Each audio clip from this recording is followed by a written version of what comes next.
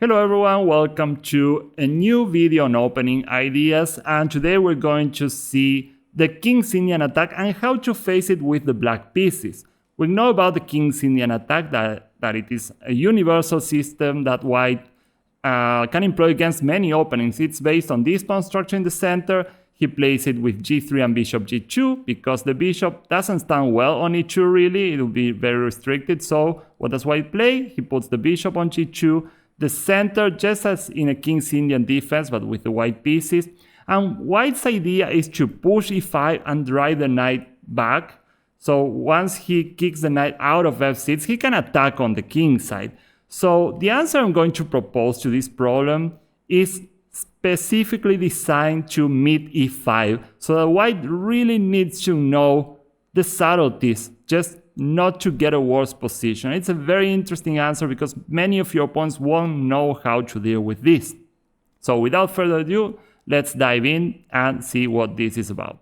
So white plays e4, c5, and well, first thing to note is that black can get the same position by playing e6, provided that white of course plays the King's Indian attack. That's why we call it a universal opening. He can play it against many of black's responses. So after knight f3, you can play it with knight c6 or e6. You're still going to get the same setup, e6, and white plays d3 normally here to get it, or g3 maybe. Knight c6, we could also start with d5, g3, d5. And again, I'm going to suggest this pawn structure in the center with e6, d5, and c5, as I did already against the Grand Prix attack. You can see the video here too. And the good thing about this is that it's a setup that if you know the ideas, you can employ it against pretty much any alternatives that white might play instead of the open Sicilian. So after knight b d2, knight f6, bishop g2, we're just gonna go bishop e7. The bishop on d6 is usually subject to e5 being a problem. Not that white can play it right now, but if we go bishop d6 right away, then after castles, for example, let's say we castle 2, rook e1, we always have to be paying attention to e5 and probably even lose a tempo at some point by pulling this bishop back to e7, and we definitely don't want that. So the bishop belongs on e7. Now white castles, and this is the starting position of this system that I'm going to propose.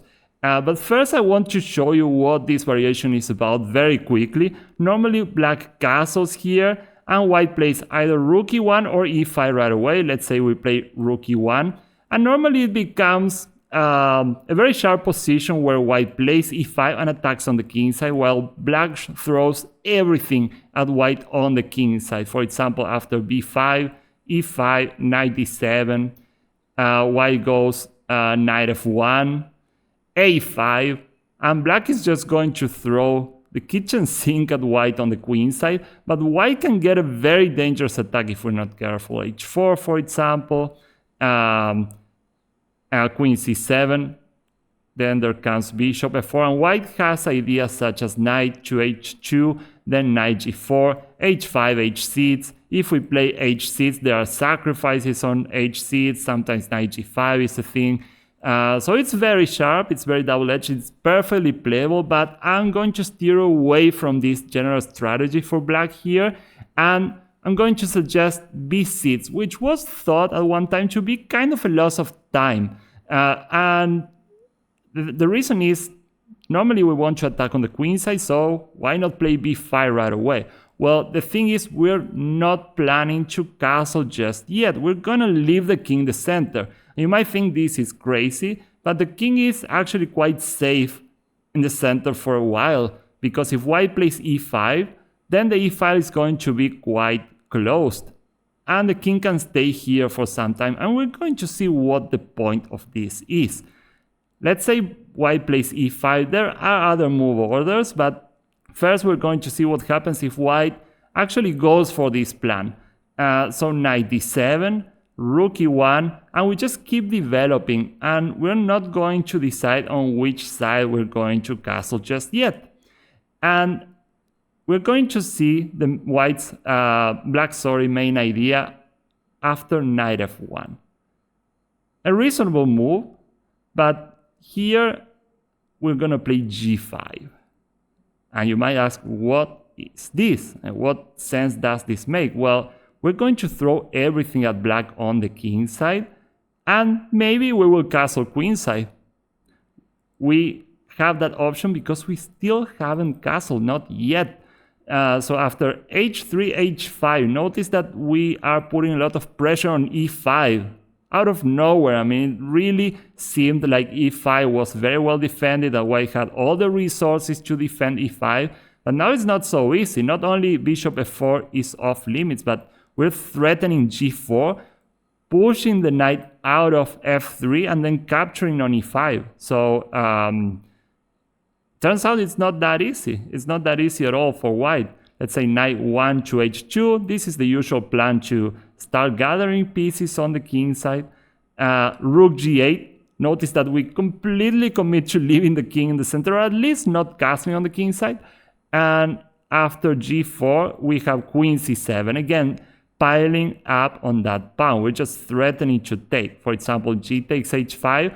We're going to take that central pawn. That's a huge pawn. It's way more important than our h pawn at the moment. Then we're going to castle on the queen side, of course, and just play as aggressively as we can. The same goes, for example, for a move like queen e2. There is a very nice tactic here that enables black to get a nice pawn majority in the center, which is knight d takes e5, because there's a problem with the knight on h2. Then if knight takes e5, knight takes e5, queen takes e5, then there comes bishop d6, and we're going to get our knight back with check. And a great central position. Black definitely has an advantage here. So that's the first idea. What we want to get here is to attack on the king side. Very unexpectedly, g5 is a very thematic move that disconnects some of white's pieces from the defense of e5. And at the same time, we're just threatening to throw everything at white by means of h5 and g4 and so on. Why does g5 disconnect white's pieces from the defense of e5? Well, as we said, there's no bishop f4 available, and we also threaten to push g4 at some point and just get the pawn e5 after the knight moves. So you see, just a very natural move, just like this knight f1, which is pretty typical in these setups, that enables bishop f4, and it starts the typical plan with h4, knight 1 to h2, and so on. It's already, I don't know if I want to call it a mistake, because white might still have a fighting chance, but it's not great. You could say easily that it's not a great move. And the same goes for other moves such as queen e2 in this position. Queen e2 looks perfectly fine, but we might just transpose and play g5 right away. Just g5, h3, h5, of course. And it's hard to deal with g4, actually. So if white plays g4, then we take. And of course, we're not castling kingside, but we have the typical queen c7, queenside castle, and turns out we already have an open h-file. We have a ton of pressure on e5. At some point, we may play d4 and even connect the bishop to the kingside and start making some threats. I'm not saying it's not double-edged, but black definitely has a lot going for him in this position. So this might really take your opponent off guard because people are not used to this plan at all.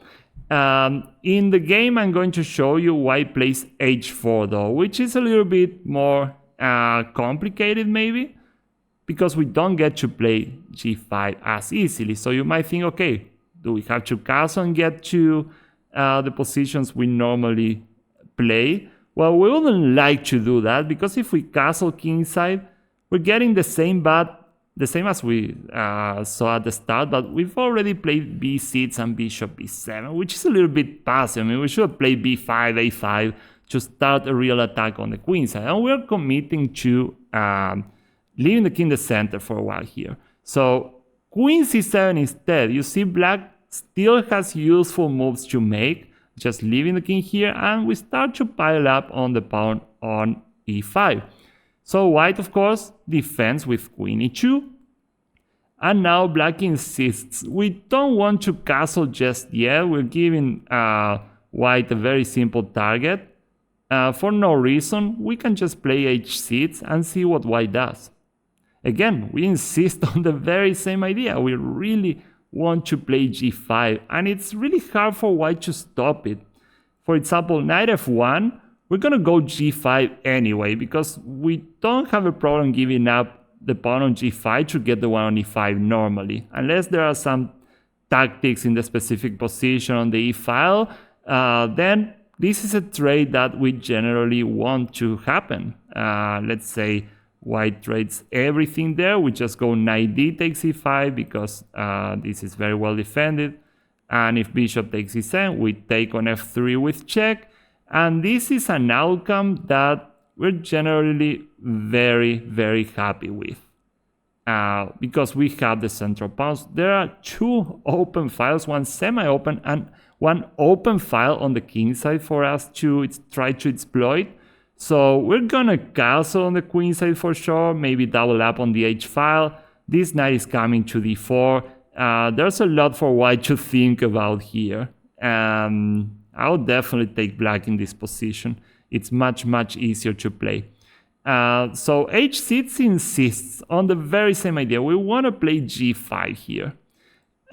So instead of just allowing that and seeing that knight f1 doesn't really stop it at all, white played h5, which is a very typical reaction. What white is saying here is, okay, do you want to play g5 really? Well, I take on g6, and after f takes g, e6 and g6 will be very weak. Not to mention that the g file won't be open, and the same goes for the h file. If we do this right away, we don't really have open files. Well, we could count on the f file, but at the same time we have so many weaknesses here that it's not looking great, honestly. For example, bishop h3 might be a problem right away. I mean, it's almost forcing us to play some horribly passive move like knight f8, and this is definitely not to our taste.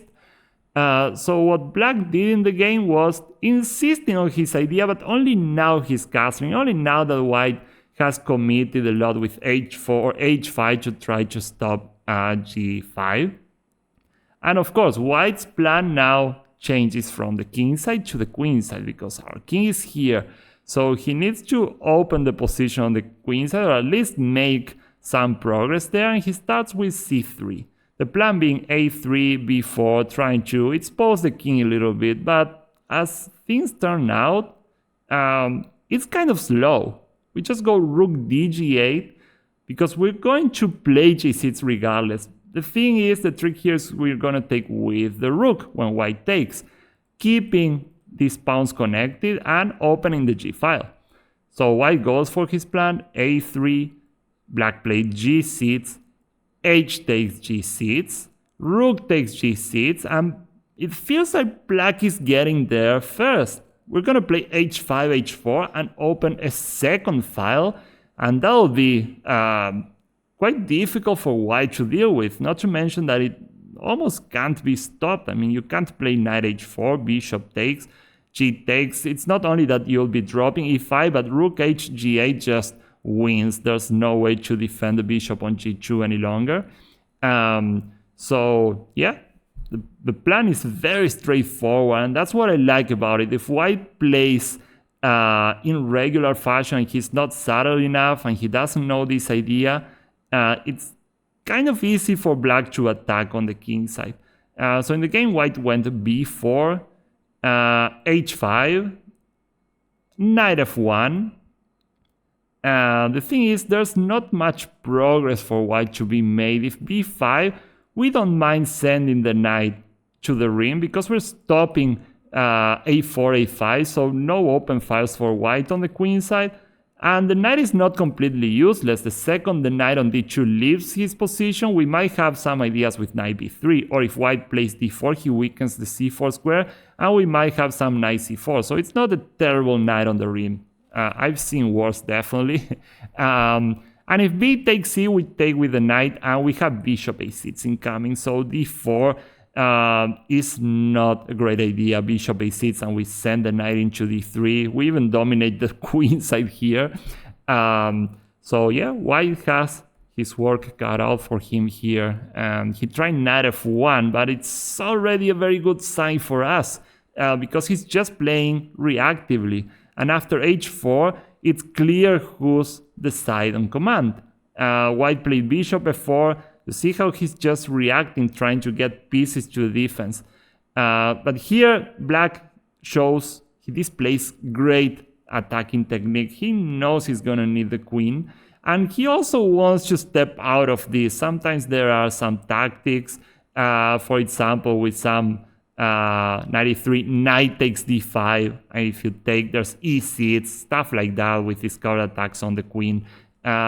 So if we can get the queen out of here, that would be a good idea. And not only that, we're sending the queen to the king side. We're going to play queen g8, and the queen is going to be actively involved in the attack against that king. So white played he played rook a b1 first. Rook a b1, queen g8, and again, white faces a tough decision because if b5, knight a5, and if b takes c as in the game, knight takes e5, we have the same idea. d4, bishop a6 is very powerful. So white goes rook e2, c1. Again, trying to get something going here, but it's so hard for him to open up any files at all. The idea might be to play d4 and c4 at the right moment, or c4 right away. So black plays this preventive move, just knight a5. So in case of any d4s, then he's gonna have c4 under control already. White went knight d4, now bishop g5, very good move, which basically undermines the defense of g3. I mean, if the bishop on f4 disappears, g3 is gonna be more vulnerable. So bishop takes g5, rook takes g5, knight b5 looks scary, but we can live with the knight on d6 since our attack is so extremely strong on the king side. So king b8, knight d6, and so far we've been following a game from 1993. It's a pretty old game. Belic versus Boel. I don't know if I'm pronouncing that right. Most likely not. But it's it's a game between two masters, around 2300 both. And white played h takes g3 here, and after knight takes g3, there was this Edson blow. I think in the game he played something else, but there was rook takes g3 that wins on the spot. Black ended up winning anyway, but this will have decided the game right here. I mean, after f takes g, queen takes g3, there's no stopping this attack. This is way too much. We threaten knight takes d3, queen h2 check. We've only sacrificed an exchange, which is really no big deal. If white goes d4, for example, I guess knight d3 is just too strong, because knight f4 is coming, and then there's nothing to do about that poor bishop on g2. Let's say, for example, rook to f1. Whoa, then there's checkmate. What am I saying? There's not even escape through f2. So yeah, this is just pretty bad for white.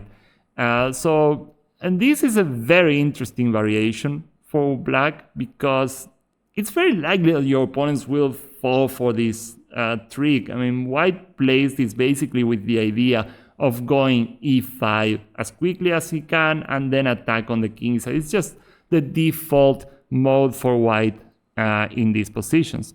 But of course, we're also going to take a look at a better model for white, maybe, when he doesn't push e5 right away, and what we can do in that case. So let's see our next game. So what happens if white delays e5? Well, we're gonna play a little game of cat and mouse here. It's every side is trying to get information from the other. So white, let's say, plays rook e1, we just go bishop b7, and first moment when we're going to get some information from white, if he plays e5, we know what to do. We go knight d7, queen c7, at the right moment some g5, and even castle queenside, and we changed the strategy completely and, well, we caught our opponent off guard most likely. But what if he plays a waiting move? Well, the problem is that every single waiting move is somewhat committal, of course. For example, c3.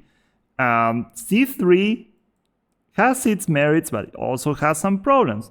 One merit is that, for example, in some situations, white might go e5 and then he may get to play d4 and defend e5 really well. We saw that in some variations we had a lot of counterplay against that pawn on e5, and that might not be the case here.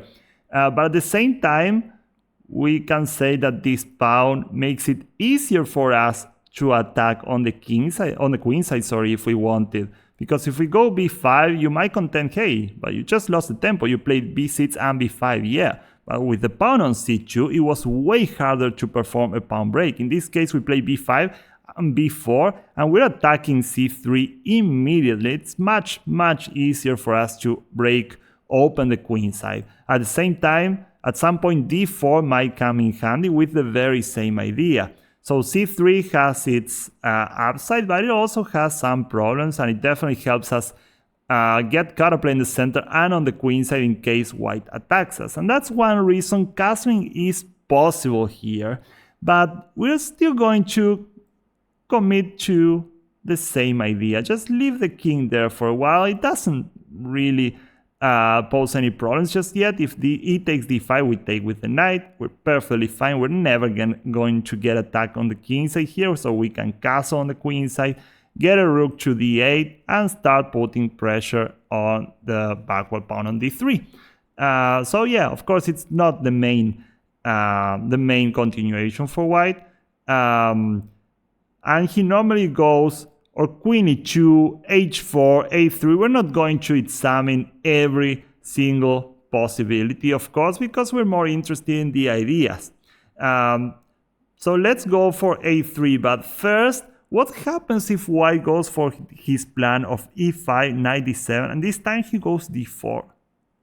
In this case, it's a mistake, and the problem is that we get to open the queen side too early, and we have this resource that is very well worth remembering. C takes d4, c takes d4, knight b4.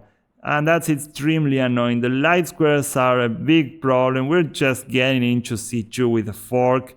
White can try to defend with rook e3, because knight c2 just drop a piece to rook c3 with a fork against the queen and the knight. But black has played in this position queen c2, and this has happened in some games. There are like 3 games in database with this. And of course, if white takes, again, knight takes c2, and it's a fork. And if queen e1, we just get out of the way, and there's absolutely nothing to be done against this huge triple fork. At least white is gonna drop and it's changed in this position. Quite a frequent idea, I would say. This happens a lot, so white needs to have an eye on that. He can be more subtle here and play knight f1, and this is a trick that's also worth taking a look at, because if we take on e5, white comes up with some very interesting tactics because of the position of our king on e8. In this case, there's knight takes e5, knight takes e5, bishop f4 with a pin. We still have bishop d6, and it seems like we're off the hook, but white comes up with bishop takes e5, bishop takes e5, and this very unexpected trick, queen h5, which attacks the bishop twice. And if we move it, we have another problem. If we get the bishop to d6 or f6, there's rook takes e6 check, because the queen also pins the pawn on f7. We lose the right to castle, and our position is not the happiest one. But of course, we don't need to do any of this. After knight f1, we have other ideas. We could castle and continue b5, b4, or castle and continue b5 and d4. But since we're committing to the idea of leaving the king on the center for as long as possible, I'm going to suggest this very interesting move. I really like d4, especially once white has played knight f1, because now knight e3 is off limits, And white will have to play the very long plan of h4, knight 1 to h2, knight g4, which still doesn't look like it's very well guided because our king is not there yet. If our king was on the king side, well, then definitely white would like to go for something like that. And I found this game, which I thought was very interesting. Bishop f4, h6. Again, same idea. And of course, white can stop g5 for a little while. But we just castle. And the plan is the same as always. Just go g5. And the game, c takes d4 happened. Of course, this is way sharper, than what we've seen before. And there are ideas such as knight d2, knight d4, getting the knight into these seats. We have to watch out for the open file. But here, black missed this very beautiful idea. g5 right away.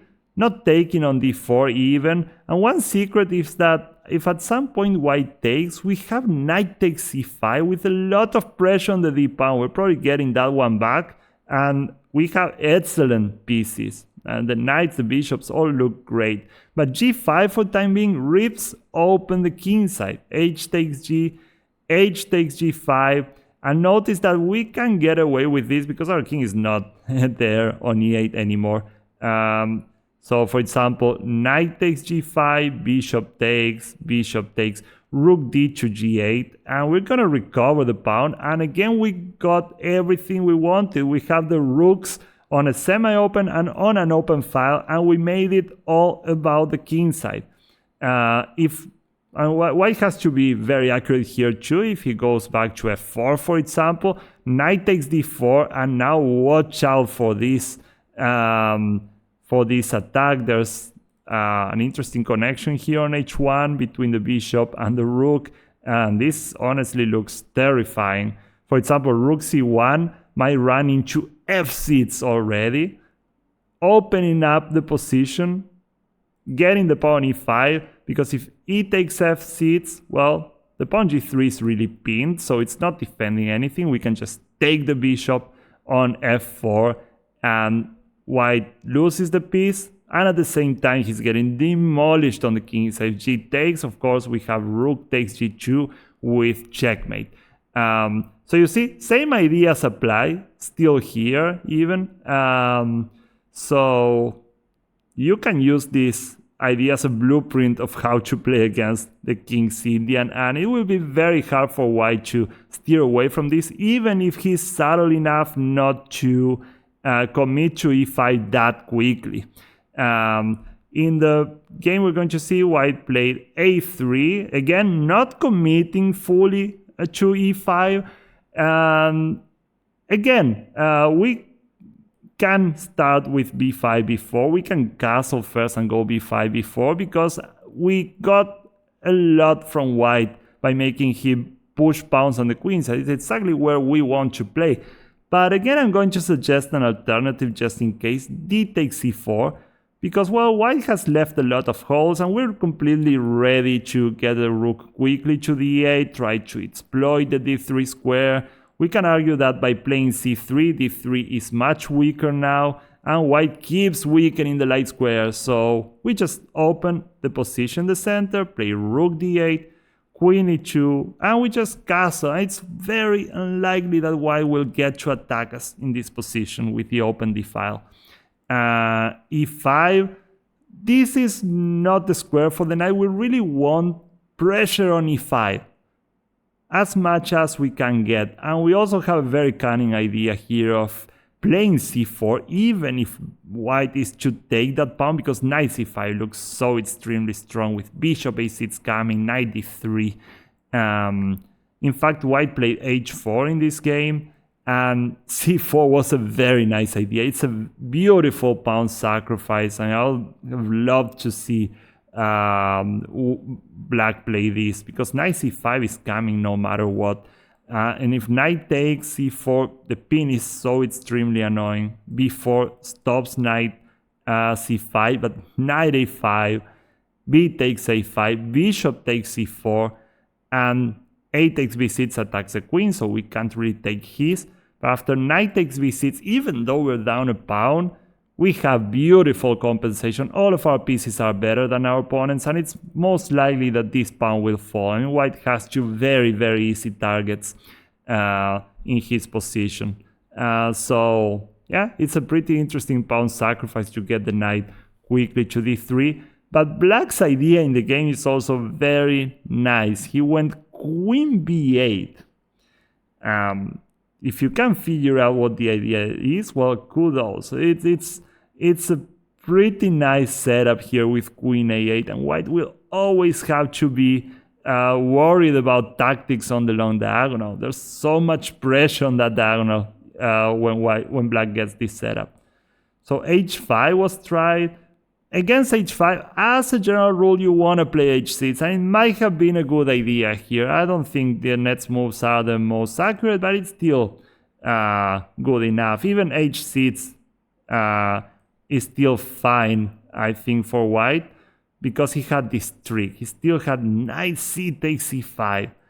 And of course, if knight takes, the bishop is dropping on g2, and we get a massive light square bishop. And if h takes g, again another trick, we don't want to take and expose our king. We're going to hide behind the pawn. In the long run, this pawn is dead anyway, and white doesn't have any pieces around, so we can really get away with this. And after knight takes e5, we just take the bishop, and we get a massive, massive light square bishop. And of course, it's very important that white is not trapping it after f3, because it can really go out. And if any king is really open, that's white's. Oops, sorry. That's white's king. I mean, it's much more unsafe than ours. And we have the pair of bishops. The open d-file is basically ours. And we keep a much better position, I believe. So after queen a8 in the game, white played bishop h3. And now it was probably time to play h6. But it's just a small detail. It's not that black is worse or anything because of this. Knight a5, already putting an eye on both b3 and c4, and intending to play c4, because knight takes c4 will be really hard to play because of the pin on that knight. So white, well, he goes on with his attacking plans, of course, but black goes c4 himself, and the knight is infiltrating. It's in this line, black seeks active piece play in the center on the queen side clearly, and it's because white has weakened some key squares on b3 and d3 because he pushed both the a and c3 pawns. So queen g4 is what white tried, kind of desperate. I mean, the queen on its own is not going to win. King h8, stepping out of the way, of course. Knight takes c4, so white takes, and at the same time he's not being pinned. But the problem is that the queen is barely defending that knight, and black finds this very nice trick with f5.